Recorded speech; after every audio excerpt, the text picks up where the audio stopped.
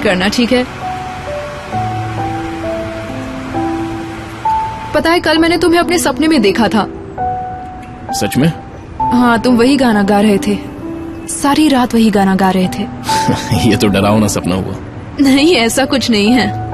हम सब साथ में थे, बहुत सी भीड़ थी, हम सब खड़े थे, सब लोग तुम्हारे गाने का इंतजार कर रहे थे। तुम स्टेज पर खड़े हम सबको देख रहे थे। अरे भाई रुक जाओ रुक जाओ रुक जाओ रुक जाओ रुक जाओ रुक जाओ। पर क्या हुआ? तुम जाओ ज़ैनब। अरे पर कुसे क्या हुआ? रुक जाओ प्लीज, प्लीज 2 अब मिनट बात रुक जाओ प्लीज। मुझे जाना है, मुझे जाने दीजिए। कुछ नहीं कहूँगा, प्लीज रुक जाओ, प्लीज रुक जाओ। मेरी बच्ची, मुझे एक और ये बात मौका नहीं दे दो सुननी। प्लीज। मेरी बात सुनो प्लीज। मैं नहीं छोड़ सकता, प्लीज मेरी बात सुनो। मैंने कहा प्लीज छोड़िए मेरी मुझे। बच्ची, प्लीज। क्या कर रहा था क्या कर रहे हो कुसे? छोड़ दो मुझे। हिम्मत कैसे हुई? मैंने कहा उन्हें छोड़ दो। क्या भी उस फरहाद को जाके बोल दे। प्लीज। छोड़ दो। डील अब खत्म हो प्लीज, चुकी है, मुझे समझा? छोड़ दो। समझा देना उसको। छोड़ दे कुसे मुझे। मेरी बात सुनो, मुझे छोड़ दो प्लीज। कुसे आके बोल दे उसको, समझा? बहुत गलत चल रहा है। बहुत हो गया कुसे, वो मेरे पापा हैं। छोड़ो छोड़ो, मुझे जाने दो।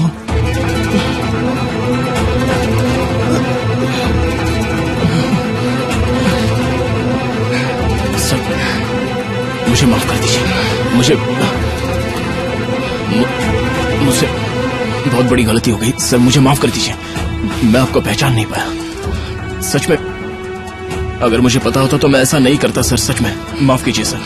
ठीक है, बस मैंने ये सब अपनी बेटी को देखने के लिए किया। जेमरे, आर यू ओके? आप ठीक तो है ना सर? मुझे माफ कर दीजिए। जेमरे मेरी दोस्त है तो मुझे लगा उसे कोई परेशान कर रहा है, इसलिए मैंने आप पे हाथ उठाया सर। कुसे, मुझे लगता है तुम्हें जेमरे के पास जाना चाहिए। सर वो फेरी में बैठकर जा रही है। मुझसे बहुत बड़ी गलती हो गई सर, मुझे माफ कर दीजिए sir.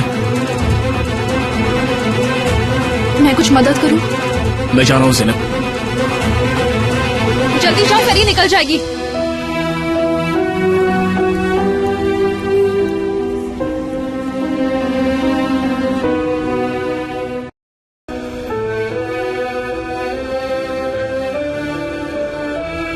जेमरे,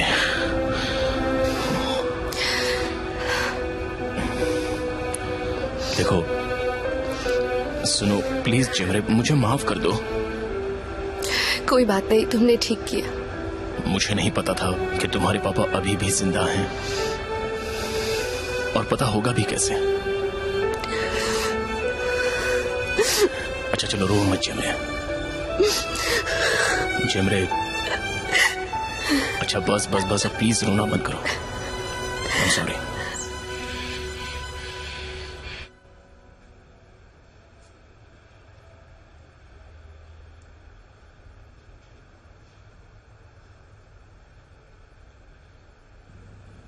Mom, can I come in? Of course you can.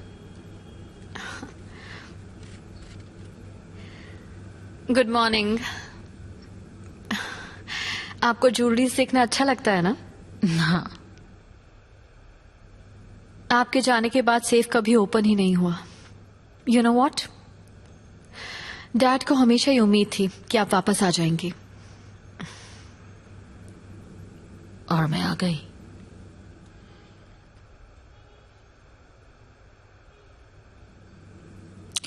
This one is my most favorite.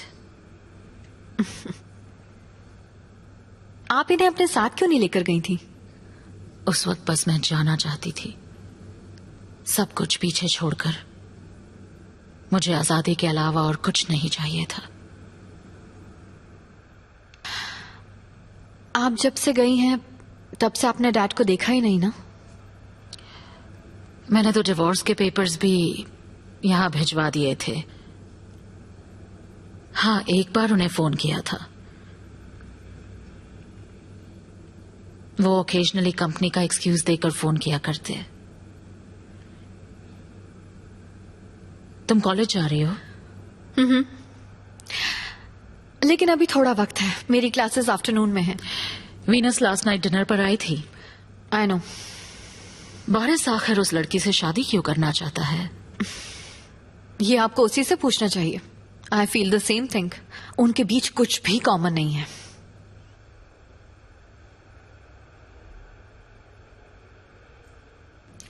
Mom कहाँ पर है? वो रूम में है सर, मिस बनू के साथ।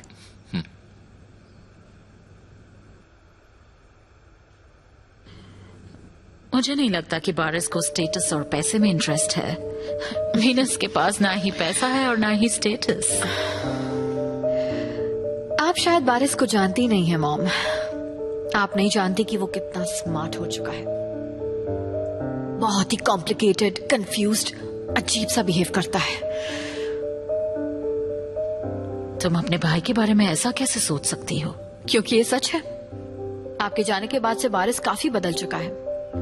ऐसा लगता है जैसे आपने डैड को नहीं बल्कि उसे छोड़ दिया था। उसमें अब सेल्फ कॉन्फिडेंस बचा ही नहीं है और हमेशा मेरा काम बिगाड़ता है। उसने भी तुम्हारी काफी कंप्लेंट्स की हैं। वो मेरी कंप्लेंट्स करने के लिए आपको कॉल करता था ना? ये तो मैं जानती ही थी। कम से कम कॉल तो करता था। ओके, अब तो सिचुएशन और भी कॉम्प्लिकेटेड हो चुकी है और मुझे अभी डाउट है कि डैड उसे नई कंपनी की पूरी रिस्पॉन्सिबिलिटी क्यों देंगे भला? मेरे डैड ऐसा कभी कुछ नहीं करेंगे जो मेरे लिए अनफेयर हो। But he signed the contract. Who knows उसने डैड को कैसे कन्विंस किया होगा। मे बी उन्हें वही करना सही लगा हो, क्योंकि तुम बहुत इमोशनल और सेंसिटिव लड़की हो और अपनी बातों पर कंसिस्टेंट भी नहीं रहती हो। तो दैट्स ट्रू बनू।